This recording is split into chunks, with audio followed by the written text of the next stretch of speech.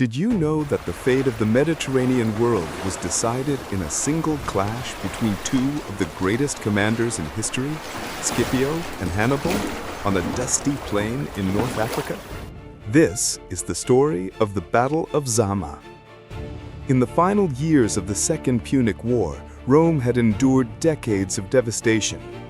Hannibal had crossed the Alps, defeated Roman legions at Trebia, Lake Trasimene, and Cannae, and held much of the Italian peninsula in terror. But in 204 BCE, Rome changed its strategy. Instead of fighting Hannibal on Italian soil, they sent Publius Cornelius Scipio, later known as Scipio Africanus, across the sea to strike Carthage directly. Their hope was simple: force Carthage to recall Hannibal from Italy.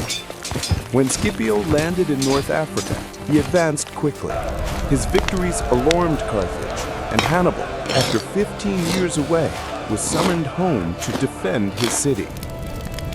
The two legendary generals finally met on the plains near the small town of Zama in 202 BCE. At dawn, Scipio arranged his Roman legions in a deep formation, leaving straight lanes between each maniple. This was deliberate. Hannibal had brought around 80 war elephants positioned at the very front of his army. The Romans knew that if elephants hit solid infantry, the lines could collapse. But if they were guided into empty corridors, the threat could be neutralized. Hannibal's army was arranged in 3 lines. First, mercenaries from Iberia and Gaul. Second, Carthaginian citizens and African infantry. Third, at the very back, his veteran soldiers, men who had survived years of campaigning in Italy.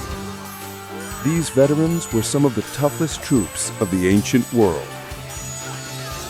Between the armies stood a vast plain of dust and silence. When the battle began, Hannibal ordered the elephants forward. The massive animals thundered across the field, but Scipio's plan worked. Roman skirmishers, the velites, threw javelins and then slipped back through the lanes between the maniples. The elephants followed these open paths, rushing through the Roman formation without breaking it. Some elephants panicked and turned back, crashing into Hannibal's own troops. Others were redirected safely through the Roman corridors. The great elephant charge had failed. With the elephants routed, the Roman legions advanced. The first Carthaginian line, the mercenaries, fought fiercely, but they eventually fell back into the second line, causing confusion and disorder. Scipio pressed forward. The African infantry held firm, engaging the Romans in a brutal hand-to-hand struggle. Shields slammed, spears splintered, and the dust of the African plain rose in thick clouds.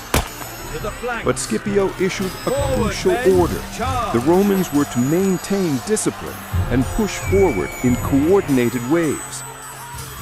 As the Carthaginian second line weakened, the Romans reformed into a long, unified front. The final phase of the infantry battle was about to begin. On the flanks, the allied Numidian cavalry, once enemies of Rome, now fighting at Scipio's side, overwhelmed the Carthaginian horsemen. Their skill and mobility proved decisive. Once the Carthaginian cavalry broke, the Numidian cavalry did not stop.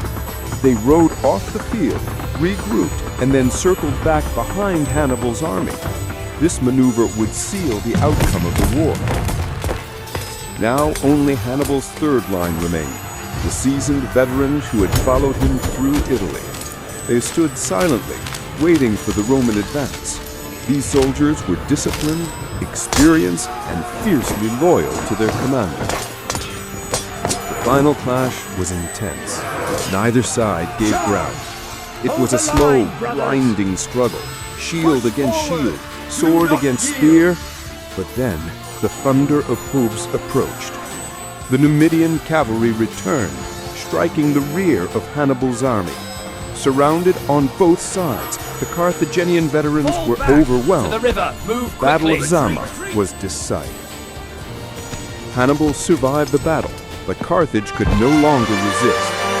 The city surrendered soon after, marking the end of the Second Punic War. Rome emerged as the dominant power in the Western Mediterranean, and Scipio received the honorific title Africanus. The Mediterranean, and eventually the course of Western civilization, was reshaped by what happened that day on the plains of Zama. So tell me, was the Roman victory at Zama the result of superior strategy, battlefield discipline, or simply the one moment when Hannibal's luck finally ran out? Drop your thoughts in the comments. And if you enjoy seeing history rebuilt in handcrafted miniature worlds, consider subscribing to AI What Stories. Your support helps me keep bringing these tiny battles and enormous turning points back to life. Thank you so much.